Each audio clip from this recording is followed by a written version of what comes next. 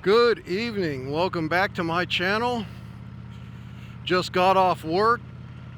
As you can see, the sun is already headed down. Thank you, daylight savings. But I wanted to get on here and talk about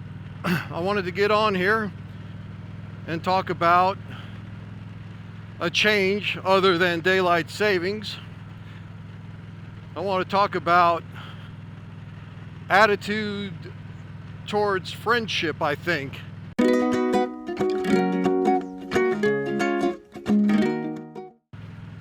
here's what I mean. Throughout all my life, I've either had one or two friends or no friends. And most of that is by choice, I suppose, or maybe conditioned upbringing, I'm not sure which, or, if one influences the other. But like all through school, I pretty much hated school.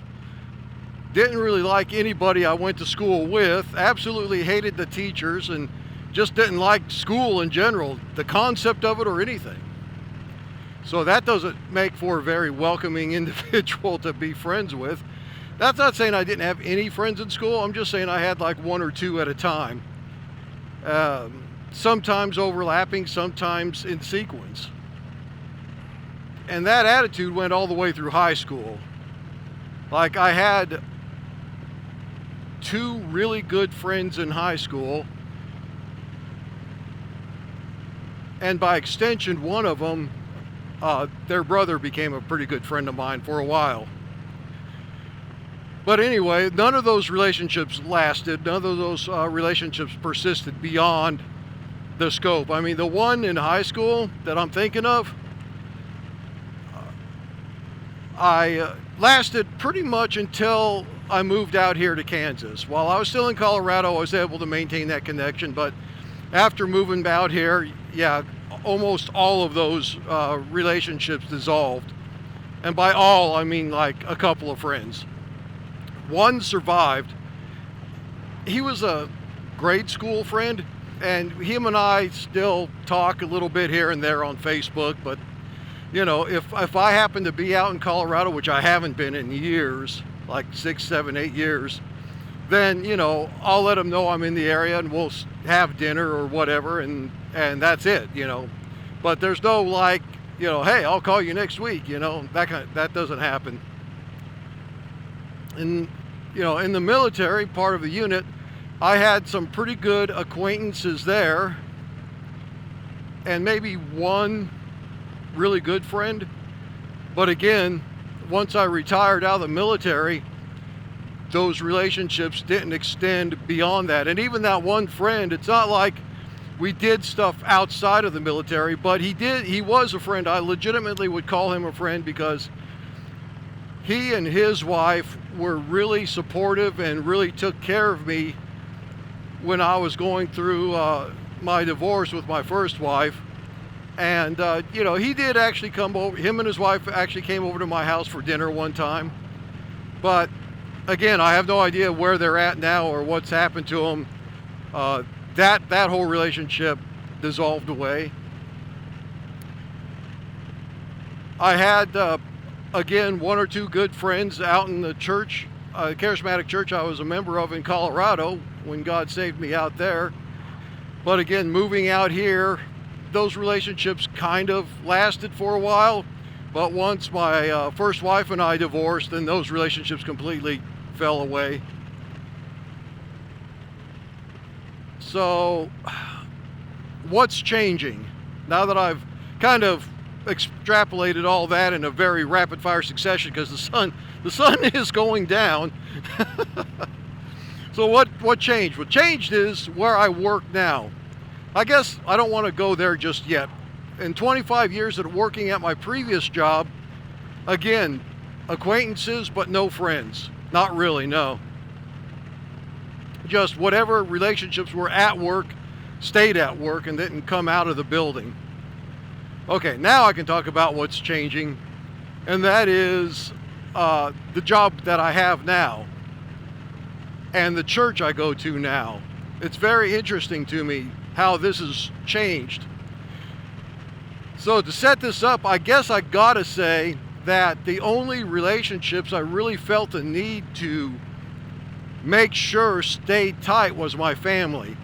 And when I say my family, I mean my wife and my children. And now that they're married, by extension, their wives as well, grandchildren, that kind of thing. Basically, that's it. For the purposes of this discussion, we'll just stick it to my wife and my children, because for the better part of 20 years, that's really what it was. And now that my kids are gone, and my wife's kids are gone, people are married or moved out and spread out all over the place. My wife is definitely my best friend and has been for a very long time, over 20 years. I mean, she's the first person I can go to with about anything. But outside of that, you know, most people have a circle of friends that extend beyond their immediate family or their spouse. And for my wife, many of her friends are online because, like myself, she's a gamer. But for me, I have found that my friends are largely in person, which is a new paradigm for me. So I've got two groups of friends now, three people, three men that I occasionally have breakfast with, like once a month, that I work with. This is the first time that I've taken the relationship that would be at work, professional type, and have explored it outside of work in like a breakfast nook kind of way. And we just talk about whatever, right? You know, I will sometimes go to the gas station and I'll see these old guys sitting at the gas station at a table having their coffee and just talking about whatever old people talk about. I never pictured myself as one of those guys because I never figured I would have any friends, largely because I never desired any friends. Growing up, my old man would tell me I'm antisocial, and I'm like, yeah, whatever. and I can be a prickly pear, for sure, around people I don't know. I don't like letting people get close. But as I find, you know, I'm in this new paradigm with and it's not new. My kids have been moved away for a while, but I find I'm warming up to this shift in me where I'm reaching out ever so tentatively to make connections with people. I know that sounds, I said that weirdly, but that's because it's a weird situation for me. And by the way, my kids are super happy that whether purposefully or I just kind of stumble into it, I have this little group of friends from work that I have breakfast with. That makes them very ecstatic because they know how I am. And I genuinely find I enjoy these breakfasts with these guys. It's just really good to get out of the shop and not talk about shop over a decent breakfast. The other group of friends is from my church, and you would think that would be expected, but for me it's not. I really had to force myself to begin to talk to people at church. You know, normally I would be willing to just, you know, come in, listen, and go. But this is a very small church, like 60 people tops. And so that you can't just disappear in the crowd there. You are literally part of the crowd. And so right from the get-go, I made it my point to step out of my box, my little bubble, and try to initiate conversations. And it's had mixed success. And through that effort, I've distilled three men that I consider myself friends with. And they're of different backgrounds. One is like me, works in a shop. The other is actually the pastor and another is a rancher. So I got a really good diverse group of friends there, and I really enjoy their company as well. We'll get together once or twice a month, and it's what I call our book club, because we're reading a book and we're discussing it over cigars, pipes, beer, wine. Of course, none of it's to excess. Nobody's getting drunk or even buzzed.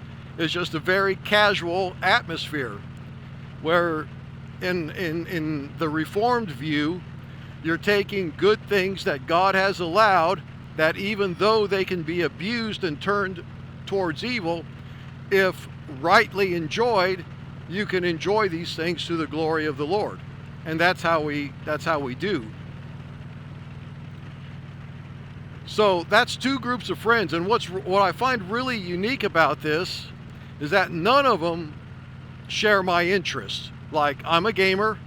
I've played like nearly every MMO that has come out, including a few Korean ones. RPGs are my main thing, because I absolutely love the storytelling in a good RPG. You know, like the Witcher series, Mass Effect series, the Elden Ring was a blast. I really loved it, even though its story was really twisted. You know, things like that. And then, of course, motorcycling.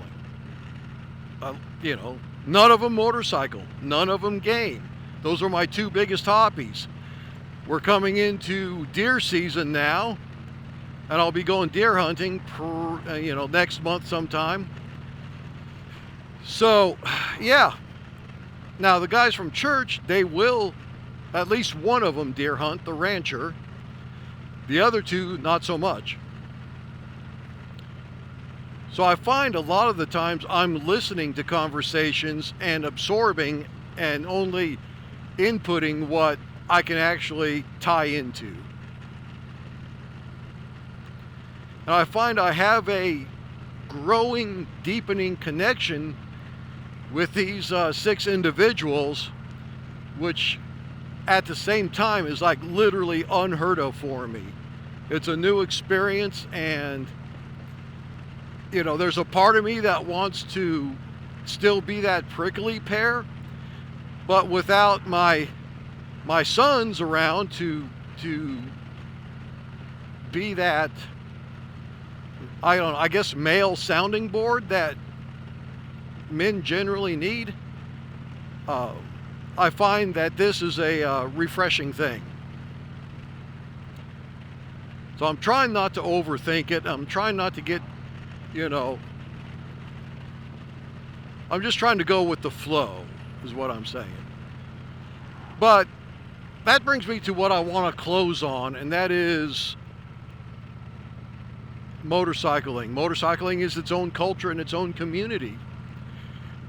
And I got to tell you that now that I'm, whether willingly or by happenstance, am opening up to the idea of friendships and acquaintances that are more than just like onesies or twosies, I find that as much as I enjoy solo riding around the state on my own time and my own pace, it'd be kind of nice to have someone to ride with.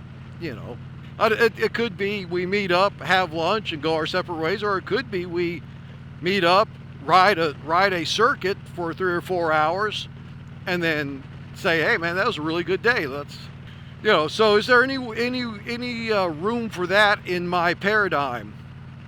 I suppose it would depend on the rider. There's two things around me where it could happen, I suppose. One, there's the Christian Motorcycles Association. They're they're not a club like you would consider like an actual motorcycle club, but they're an association of like-minded Christian bikers. And they've got a post near me. I've thought about that, not made any moves on it, but I've thought about it. And another thing I've thought about and have equally not made any moves is the local American Legion post. You'd think that would be a easy call since I'm a veteran. But I've been to their Facebook page, and I've seen how they ride, and let's just say that they're your stereotypical Harley group, you know, no gear or very little gear, 100% Harley. I don't want to say 100% Harleys. I saw a Polaris Spider in there and something else when they are all together. I don't know, man. I don't know. I just don't have a good vibe about it when I see how they ride and how they take care of themselves. I mean, I know they do good work. They do the, you know, typical toy run and, you know, do the normal stuff. And I wouldn't mind being involved with that. I think the other thing is I don't really want the expectation of having to go to meetings, participating in club activities and stuff like that. Man, I work a 10-hour day. When I get home, that's what I want to do. I want to get home, get cleaned up, stay home. I don't want to have middle of the week entanglements where I'm expected to be somewhere and do something, especially if it's meetings and stuff like that. I just want someone to chill with on the occasional weekend. If not, I'm totally fine staying solo. I don't know, am I overthinking that? Is that like, am I not giving a fair shake at a couple of these organizations? And I'm going to wrap up with saying this. Since it's like really starting to get dark, there's literally only two people that I really do want to ride with, without question. And it's because I know who they are. They're mature adult men. They got their heads on straight, and they're not generally foolish. They got that all worked out in their teenage years. And those are my sons. One of them is actually a question mark. He might ride. The other one, probably not. And even if he would, you know, he's overseas for, at least for the near-term foreseeable future. The other one, the one I'm thinking of that probably would, he's interested for sure.